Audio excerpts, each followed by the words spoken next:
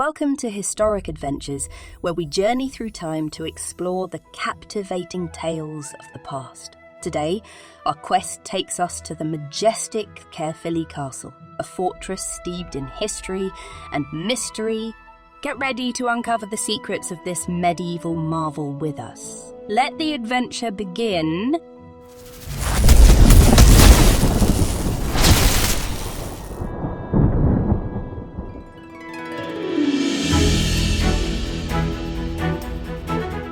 Caerphilly Castle stands as a testament to medieval fortification, strategically located in Caerphilly, South Wales. Its origins trace back to the 13th century when Gilbert de Clare embarked on its construction, driven by a campaign to assert dominance over Glamorgan. The castle witnessed significant conflicts involving Gilbert, his successors, and the indigenous Welsh rulers. Enveloped by expansive artificial lakes, heralded by historian Alan Brown as the most elaborate water defences in all Britain, Caerphilly Castle sprawls across approximately 30 acres, 12 hectares. This makes it the largest castle in Wales and the second largest in the United Kingdom, surpassed only by Windsor Castle. Renowned for introducing concentric castle defences to Britain and featuring imposing gatehouses, the castle is a symbol of military ingenuity.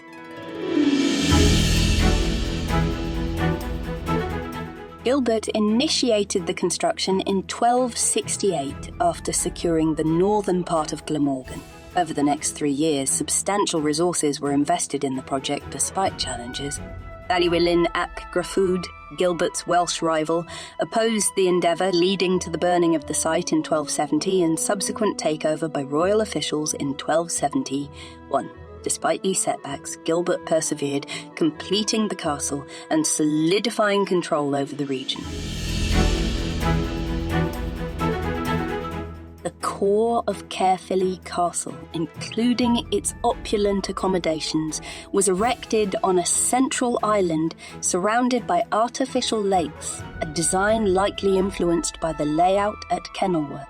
The fortified dams of these lakes and an additional protective island to the west enhanced the castle's defences. The concentric wall structure of Caerphilly Castle served as inspiration for Edward I's castles in North Wales, marking a pivotal moment in the evolution of castle design in Britain, as noted by historian Norman Pound.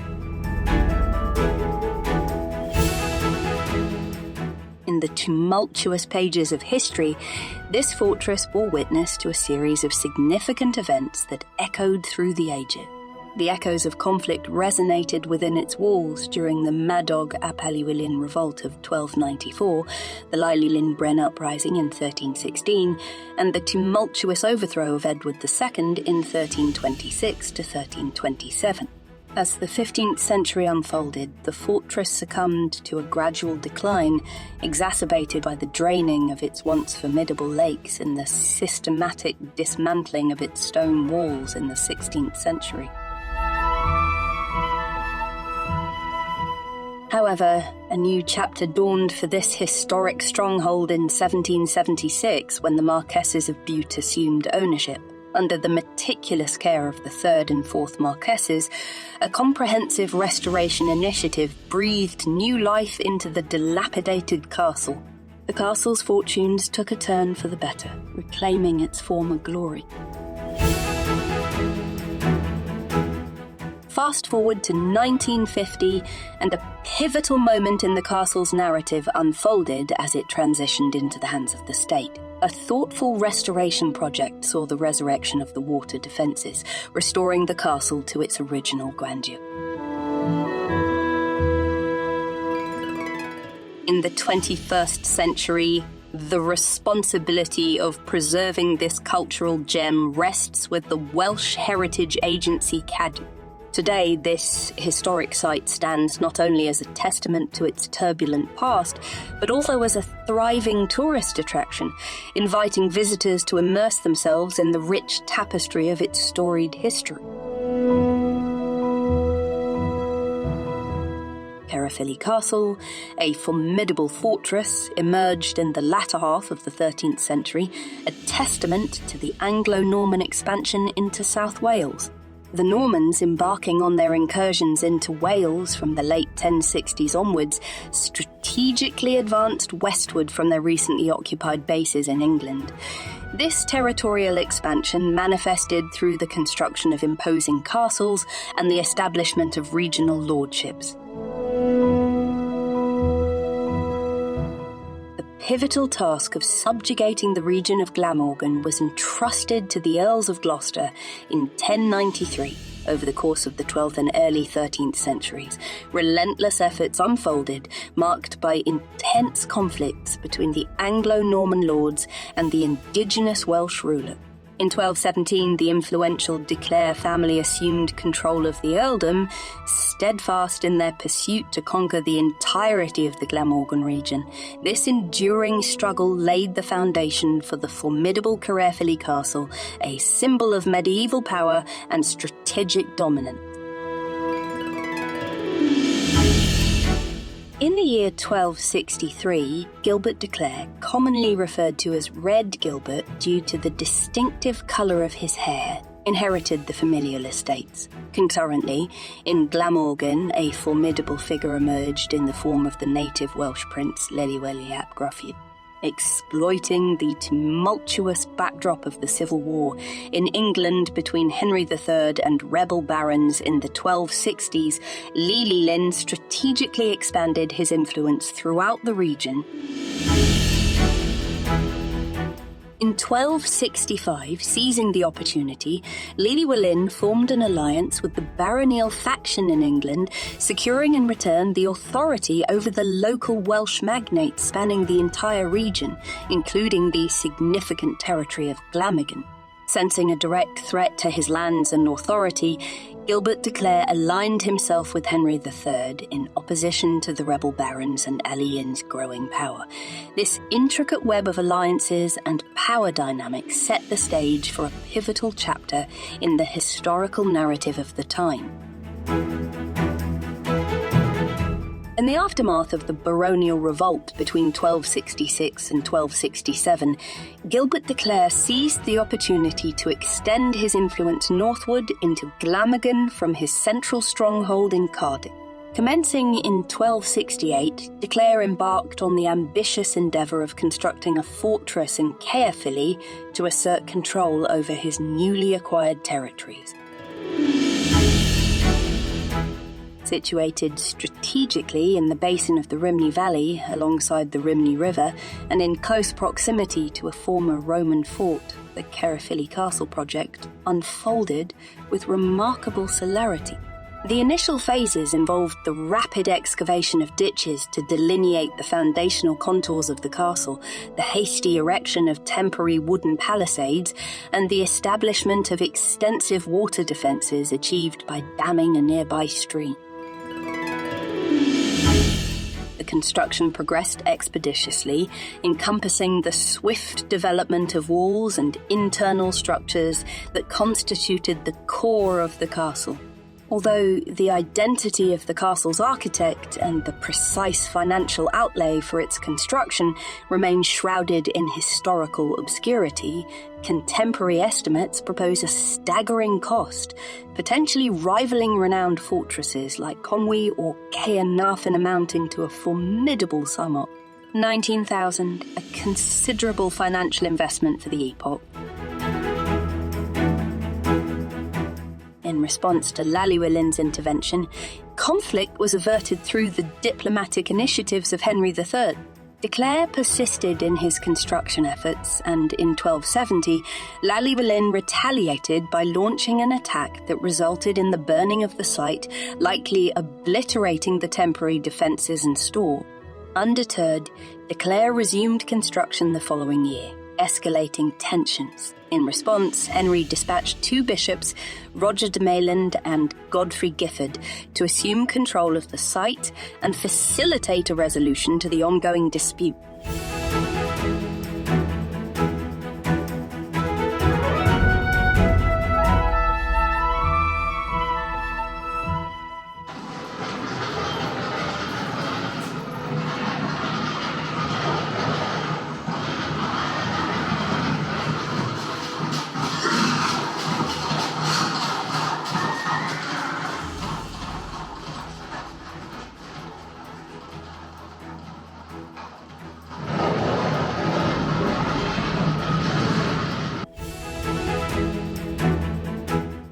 1271, the castle fell into the hands of the bishops, who assured Lili Lyn a temporary halt to construction and the initiation of negotiations in the coming summer. However, by February of the following year, de Clare's forces reasserted control, displacing the bishop's soldiers.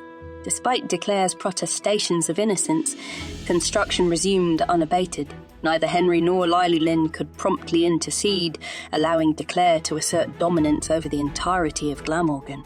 Subsequent enhancements to the castle included the addition of water defences, towers and gatehouses. In the ensuing 2 decades, Llywelyn experienced a gradual erosion of his political influence. The year 1277 marked a turning point when Edward I, the son of Henry, entered Wales, prompted by a disagreement with the Welsh prince. This military intervention effectively shattered Lili Lyn's authority in South Wales. Subsequently, in 1282, Edward I undertook a second campaign that ultimately led to the demise of Llywelyn and the disintegration of autonomous Welsh governance. As these events unfolded, strategic enhancements were made to the fortifications, with construction efforts persisting until approximately 1290. However, despite fortified walls, localised conflicts endured. Notably, in 1290, tensions flared between de Clare and Humphrey de Bohun, the Earl of Hereford. The dispute escalated to the royal court the following year, resulting in the temporary appropriation of Caerphilly by the Crown. In the year 1294, a notable event unfolded as Madog ap Llywelyn initiated a rebellion against the English Dominion, a significant insurrection marking the first of its kind since the campaign of 1282. The catalyst for this uprising stemmed from the imposition of taxation, a grievance that resonated strongly among the Welsh populace, contributing to Madog's considerable backing. Glamorgan became a focal point of resistance led by Morgan ap Maredudd, a figure who had experienced dispossession at the hands of de Clare in 1270 and perceived this rebellion as an opportunity to reclaim lost land. Morgan's assault on Caerphilly proved dramatic, resulting in the partial incineration of the town, yet the formidable castle remained impervious to capture. As the tide of conflict surged, Edward, in the spring of 1295, orchestrated a decisive counterattack in North Wales, quelling the rebellion and apprehending Madog. Simultaneously, de Clare launched an offensive against Morgan's forces, successfully reclaiming the contested region between April and May, compelling Morgan to surrender. The conclusion of 1295 marked a pivotal moment with the passing of de Clare, leaving Caerphilly Castle in a state of robust fortification. The castle stood in connection with the burgeoning town of Caerphilly to its south and an expansive deer park situated in the nearby Aber Valley. This historical episode encapsulates a chapter in the intricate tapestry of Welsh resistance against English rule during the medieval period. Gilbert's son, also known as Gilbert de Clare, assumed ownership of the castle. However, he met his untimely demise in 1314 while engaged in the Battle of Bannockburn at a relatively young age. Following his death, the administration of the family's lands fell under the jurisdiction of the Crown. Before a final decision could be reached regarding the inheritance, a rebellion erupted in Glamorgan. The discontentment stemming from the actions of the royal administrators led to Llywelyn Bren's uprising in January 1316. Bren orchestrated an assault on Caerphilly Castle with a substantial fort. Although the castle successfully withstood the attack, the town suffered extensive destruction, triggering the expansion of the rebellion. In response to the escalating situation, a royal army was swiftly deployed to address the unrest. The forces engaged Llywelyn Bren in a decisive battle at Caerphilly Mountain, effectively quelling the Welsh siege on the castle and suppressing the rebellion. In the year 1317, Edward II made a significant decision regarding the inheritance of Glamorgan and Caerphilly Castle. This strategic move involved bestowing these properties upon Eleanor de Clare, who had entered into matrimony with the influential royal favourite, Hugh Lee Despencer. Leveraging his close ties to the monarch, Hugh skillfully extended his sphere of influence across the region, seizing control of vast lands in South Wales. Under Hugh's patronage, the expansion of Caerphilly Castle witnessed the involvement of Master Thomas de la Bataille and William Hurley. These skilled artisans were tasked with enhancing the Great Hall, incorporating opulent features such as intricately carved windows and doors. However, the political landscape took a dramatic turn in 1326 when Edward II's wife, Isabella of France, orchestrated the overthrow of his government. This upheaval compelled the king and Hugh to seek refuge in the western region. During the tumultuous period of late October and early November of that year, Caerphilly Castle became a temporary sanctuary for Edward II and Hugh Le Despencer. Their stay, however, was short-lived, as they departed hastily to evade the advancing forces led by Isabella. In their abrupt departure, they left behind extensive provisions and a considerable sum of 14,000 stored within the castle. The ensuing events saw William Lazouche leading a siege on Caerphilly Castle with a formidable force of 425 soldiers. This siege effectively cornered the constable Sir John de Felton, Hugh's son, also named Hugh, and the 130-man garrison within the castle wall. Despite the valiant defence, Caerphilly held out until March 1327, when the garrison ultimately surrendered. The terms of surrender included a pardon for the younger Hugh, while his father had already met his fate through execution. In the early 15th century, persistent tensions between the Welsh and English culminated in the Glyndŵr Rising of 1400. The specific role of the castle in this conflict remains uncertain, yet it emerged unscathed from the upheaval. During the rebellions, Glyndŵr's forces successfully captured the castle. In 1416, the castle underwent a change of ownership, passing from Isabelle Le Despencer to her first husband, Richard de Beauchamp, the Earl of Worcester, and subsequently to her second husband, Richard Beauchamp, the Earl of Warwick.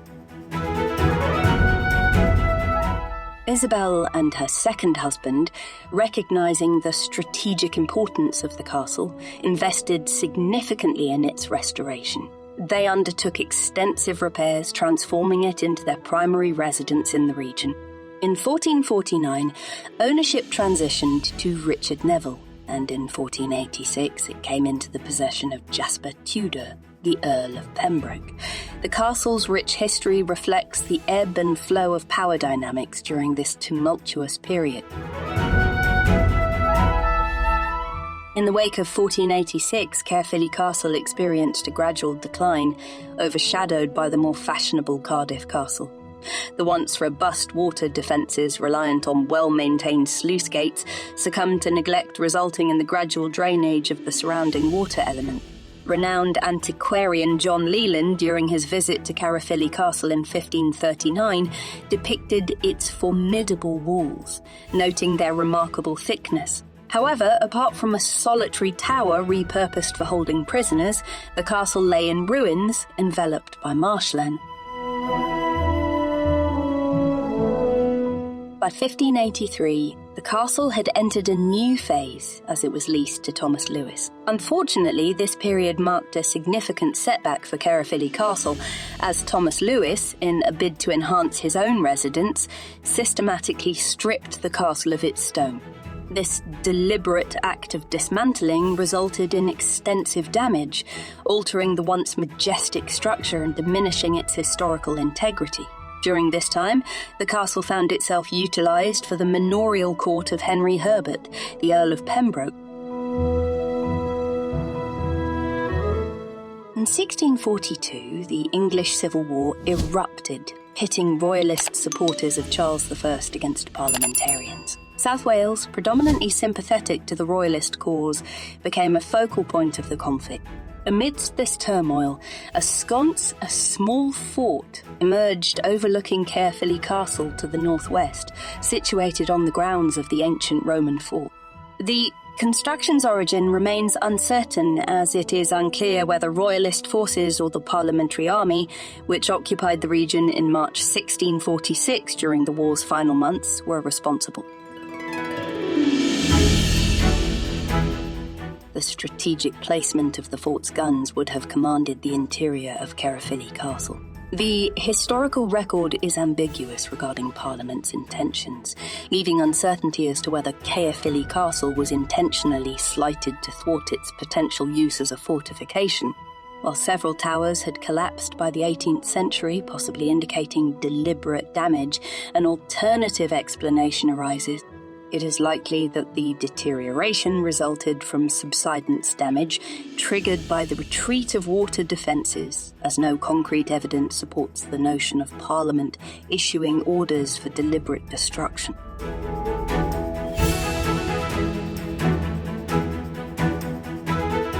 In 1776, the esteemed Marquesses of Bute assumed ownership of the castle.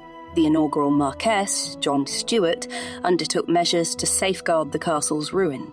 Descending from this lineage, John Crichton Stuart, the third Marquess, garnered immense wealth from the family's ventures in the South Wales coalfields and harboured a profound fascination for the medieval era. With a keen interest in preserving the historical site, he commissioned architect William Frame to conduct a comprehensive survey, culminating in the meticulous re-roofing of the Grand Hall during the 1870s. The Marquess initiated a strategic acquisition of leasehold properties surrounding the castle, with the overarching goal of reclaiming and clearing the townhouses that had encroached upon the site's periphery.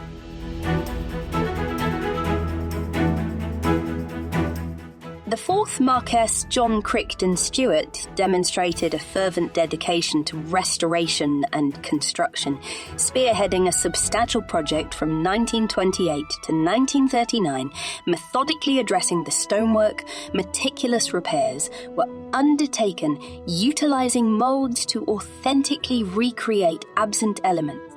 The Inner East Gatehouse and various towers were reconstructed under the Marquess's discerning eye. Simultaneously, extensive landscaping endeavours were initiated, with a long-term vision to reinstate the castle's picturesque lakes. Through strategic acquisitions spanning several decades, the Marquess successfully eradicated local dwellings that impeded the panoramic view of the castle, enhancing the overall grandeur of the estate.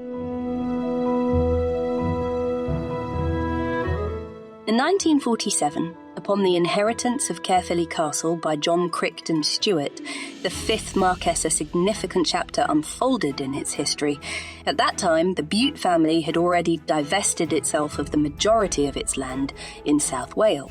John, recognising the changing landscape, proceeded to liquidate the family's remaining property interests. In a momentous decision in 1950, John Crichton Stuart generously bequeathed Caerphilly Castle to the state. This marked a pivotal juncture leading to the reflooding of the lakes and the initiation of the final phases of restoration during the 1950s and 1960s. Fast forward to the 21st century, and the castle is diligently overseen by the Welsh Heritage Agency Cadw, standing proudly as a captivating tourist attraction.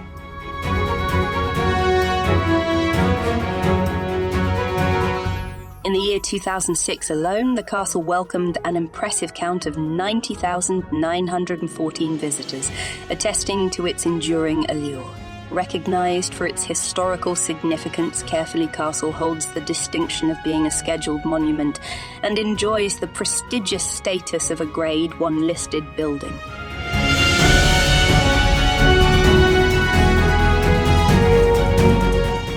adding a modern touch to its storied halls.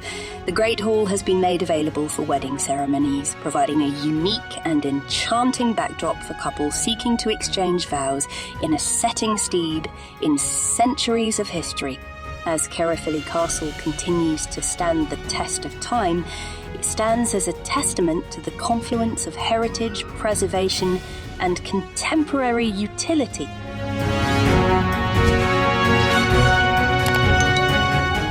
Thanks for joining us on this journey through Caerphilly Castle.